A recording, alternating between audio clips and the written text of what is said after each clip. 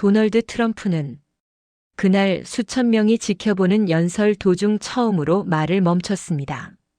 원고가 없어서도 아니었고 야유가 쏟아져서도 아니었습니다. 그는 잠시 고개를 숙인 채 아무 말도 하지 않았습니다. 사람들은 그 침묵이 몇 초였는지 정확히 기억하지 못합니다.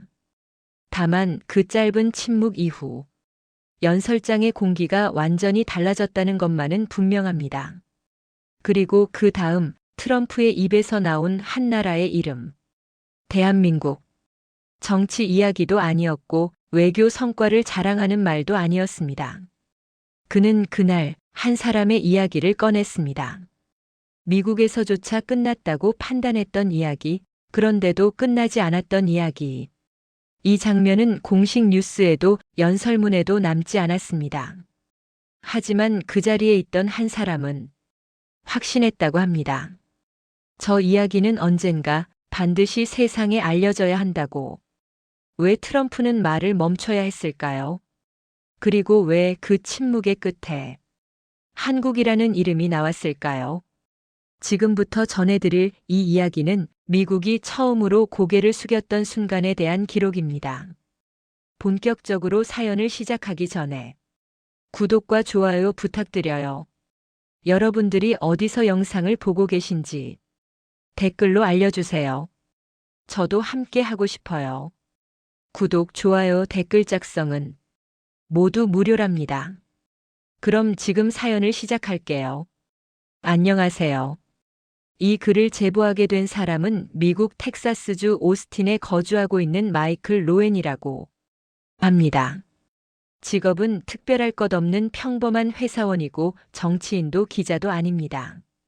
그날의 일을 굳이 기록으로 남기지 않아도 살 수 있었지만 지금도 가끔 그 장면이 떠오르면 마음 한켠이 묵직해지기에 이렇게 글을 씁니다. 제가 그 자리에 있었던 이유부터 말씀드려야 할 것 같습니다. 그날은 미국 보수 성향 단체가 주최한 대규모 정치 행사였고 연단에 오를 인물은 전직 대통령 도널드 트럼프였습니다. 정치적 성향을 떠나 현장에서 직접 그의 연설을 듣는 건 처음이었기에 저 역시 가벼운 호기심으로 행사장에 들어갔습니다.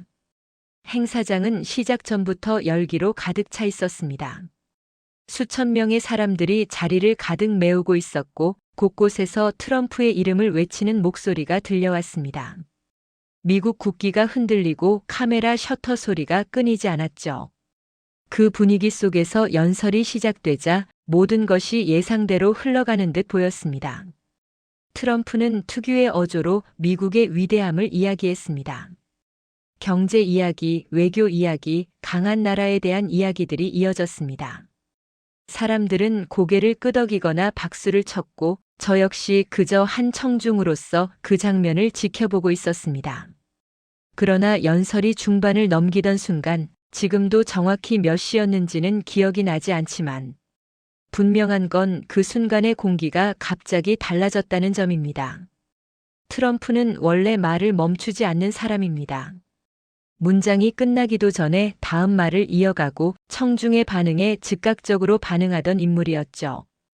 그런데 그날 그는 갑자기 말을 멈췄습니다. 마이크 앞에 서서 아무 말도 하지 않은 채 고개를 숙였습니다. 처음엔 장비 문제라고 생각했습니다. 마이크가 고장났나 싶어 주변을 둘러보는 사람들도 있었죠. 하지만 음향은 정상이었고 트럼프는 아무 신호도 보내지 않았습니다. 그 침묵은 길지 않았습니다. 아마 몇 초였을 겁니다. 하지만 그 몇 초는 그 거대한 행사장 전체를 숨조차 쉬지 못하게 만들기엔 충분한 시간이었습니다. 트럼프는 천천히 고개를 들었고 그 표정은 이전과 전혀 달랐습니다. 자신감 넘치던 얼굴이 아니라 무언가를 잠시 정리하려는 사람의 얼굴이었습니다. 그리고 그가 꺼낸 말은 그날의 연설문 어디에도 없던 이야기였습니다. 정치도 아니었고 선거도 아니었으며 미국의 성과를 자랑하는 말도 아니었습니다. 그는 이렇게 말했습니다. 오늘은 원래 이런 이야기를 하려고 한 게 아닙니다. 그 한 문장만으로도 사람들의 자세가 달라졌습니다. 웅성거리던 소리는 사라지고 연설장을 가득 채운 수천 명의 시선이 한 점으로 모였습니다. 그리고 그 다음에 나온 단어 하나가 제 귀를 의심하게 만들었습니다. 대한민국.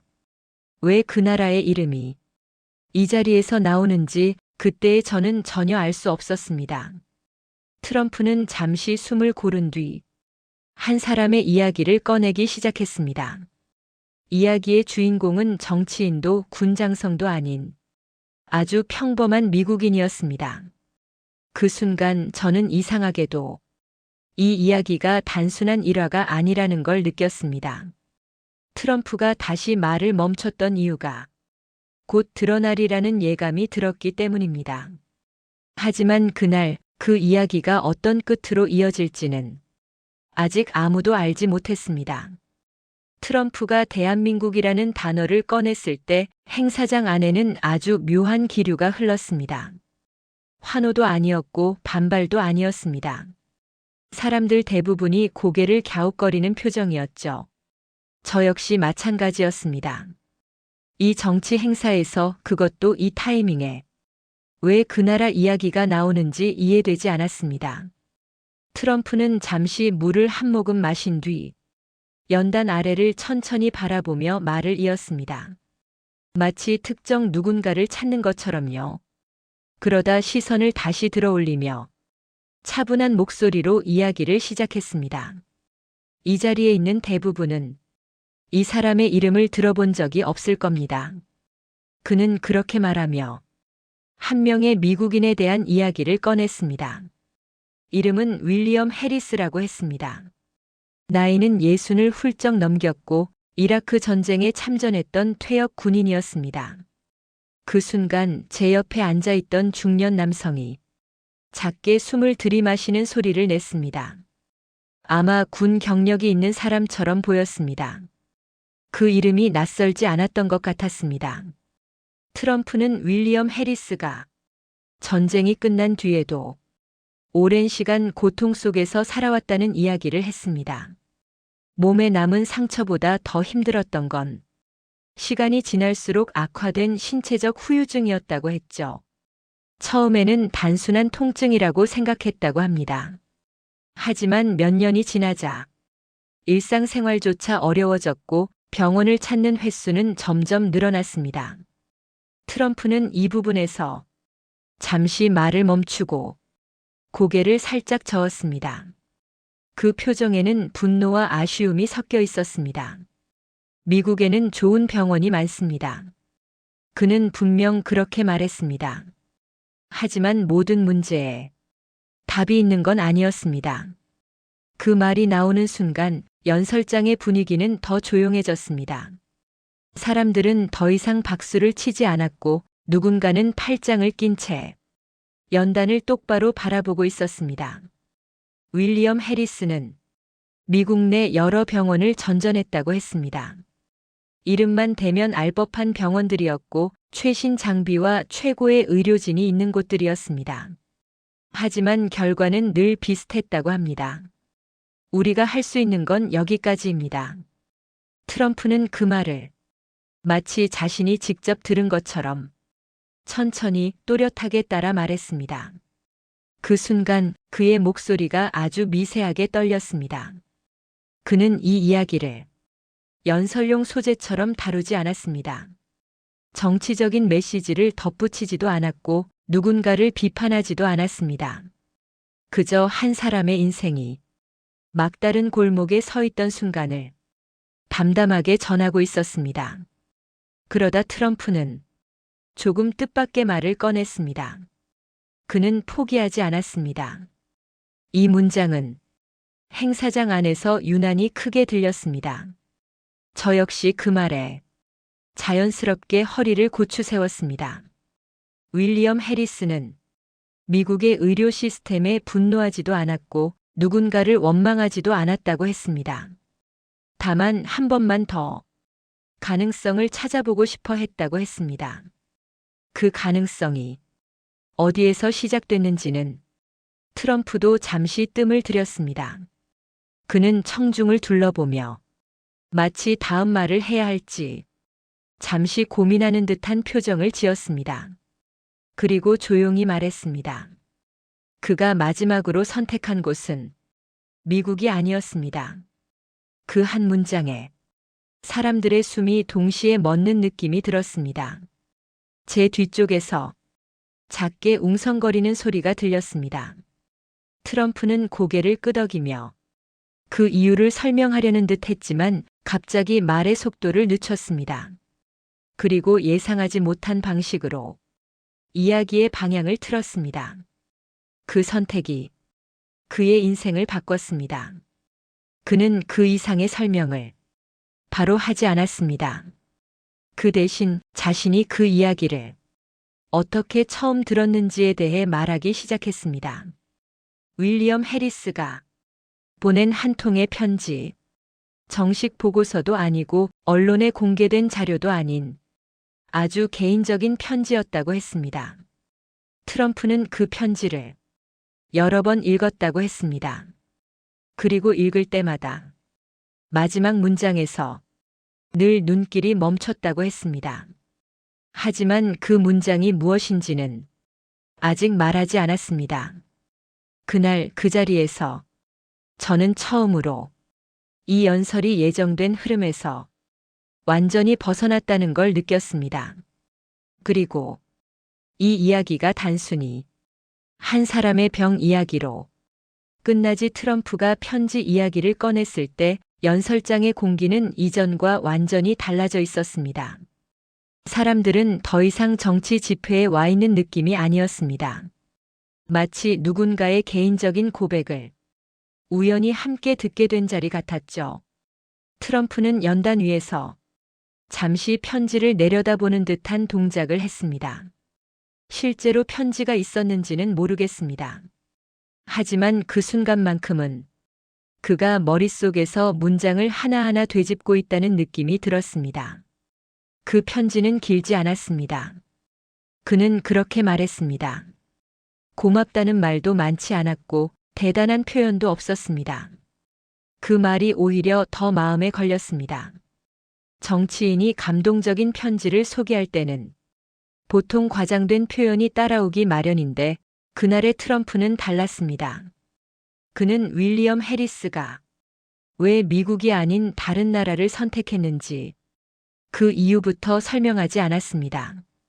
대신 그가 어떤 상태였는지를 먼저 이야기했습니다.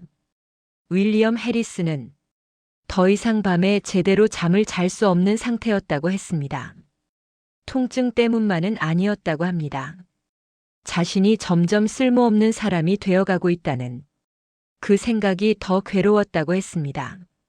혼자 양말을 신는데도 한참이 걸렸고 계단을 내려가는 일이 하루 중 가장 두려운 순간이 되었다고 했습니다. 전쟁터에서는 버텼던 사람이 일상 앞에서 무너지고 있었다는 이야기였습니다. 트럼프는 이 대목에서 다시 한번 말을 멈췄습니다. 이번에는 훨씬 짧은 침묵이었지만 그의 숨이 한번 깊어졌다는 걸 연단과 가까운 사람들은 분명히 느꼈을 겁니다. 그는 스스로에게 마지막 기회를 주기로 했다고 했습니다. 그 마지막 기회가 어디서 시작됐는지는 그제야 조금씩 드러나기 시작했습니다. 윌리엄 해리스는 인터넷에서 우연히 한 치료 사례를 보게 되었다고 했습니다. 기사도 아니었고 광고도 아니었습니다. 그저 누군가가 자신의 경험을 조심스럽게 적어놓은 글이었다고 했습니다.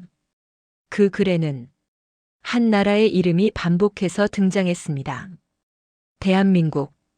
트럼프는 그 단어를 다시 한번 천천히 발음했습니다.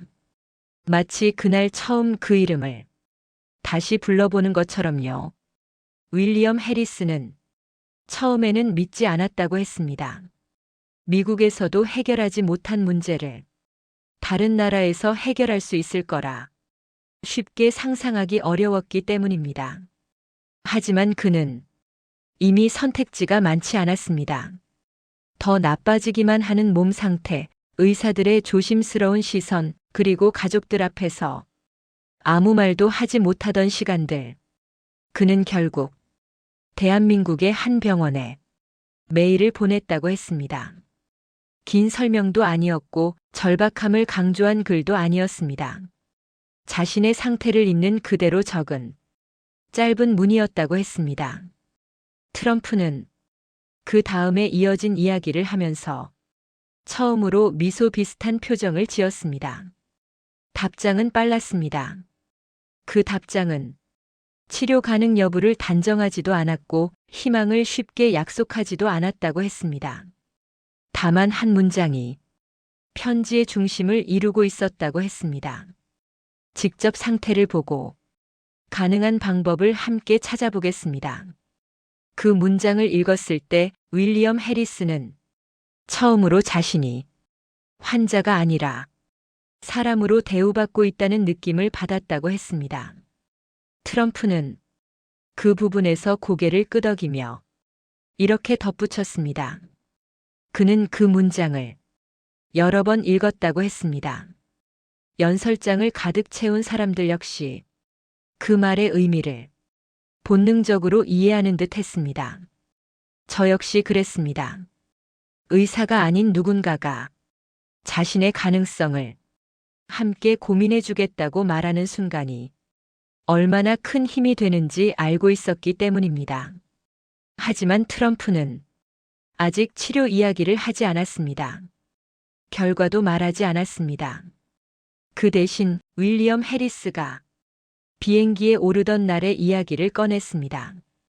지팡이에 몸을 의지한 채 천천히 걸어 들어가던 공항, 가족들에게 괜찮은 척 웃어 보이던 얼굴, 그리고 그 스스로도 확신하지 못한 선택. 그날의 윌리엄 해리스는 희망을 안고 떠난 사람이 아니라 후회하지 않기 위해 떠난 사람이었다고 했습니다. 그 말이 이야기의 무게를 더 크게 만들었습니다. 그리고 저는 이제야 깨달았습니다. 트럼프가 왜 이 이야기를 쉽게 꺼내지 못했는지, 왜 연설 도중 말을 멈출 수밖에 없었는지를요. 하지만 가장 중요한 장면은 아직 남아 있었습니다. 거라는 예감도 들었습니다. 트럼프는 연단 위에서 잠시 말을 멈춘 채 아래를 바라봤습니다. 그 침묵이 다시 찾아왔을 때 이번에는 아무도 불편해하지 않았습니다. 사람들은 기다리고 있었습니다. 이 이야기가 어디로 향하는지, 그 끝에 무엇이 있는지를요. 그는 천천히 숨을 고르고 마지막 이야기를 이어갔습니다. 윌리엄 해리스가 대한민국에 도착한 날은 몸 상태가 가장 좋지 않던 시기였다고 했습니다. 비행기에서 내리는 것조차 도움이 필요했고 공항 의자에 앉아 있는 시간도 그에게는 고통이었다고 했습니다. 그를 처음 만난 한국 의료진의 이름은 김도윤이라는 의사였습니다. 김도윤은 윌리엄 해리스의 과거 병력보다도 먼저 그의 눈을 바라봤다고 합니다. 그리고 아주 짧게 이렇게 말했다고 했습니다. 멀리 오시느라 힘드셨겠습니다. 윌리엄 해리스는 그 한 문장에서 이곳에서는 자신을 설명하지 않아도 된다는 느낌을 받았다고 편지에 적었습니다. 치료 과정은 쉽지 않았다고 했습니다. 단번에 해결되는 문제도 아니었고 위험 부담도 분명히 존재했습니다. 김도윤과 의료진은 가능성과 한계를 숨김없이 설명했고 선택은 언제나 윌리엄 해리스 본인의 몫으로 남겨두었다고 했습니다. 그는 그 태도가 자신을 다시 살아있는 사람으로 만들어주었다고 했습니다.